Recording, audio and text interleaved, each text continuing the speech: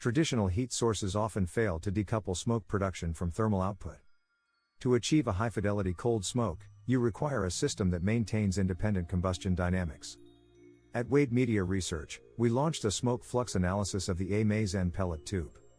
We analyzed its perforation geometry, combustion stability, and particulate density.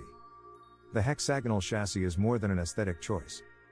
We audited the perforation-to-surface ratio, finding that the 304 stainless steel mesh optimizes the oxygen-to-fuel ratio for a slow, steady-state smolder. We measured smoke flux. High-performance pellets in the A-Maze-N tube produce a consistent stream of thin blue smoke, minimizing the large particle creosote spikes found in inefficient combustion cycles.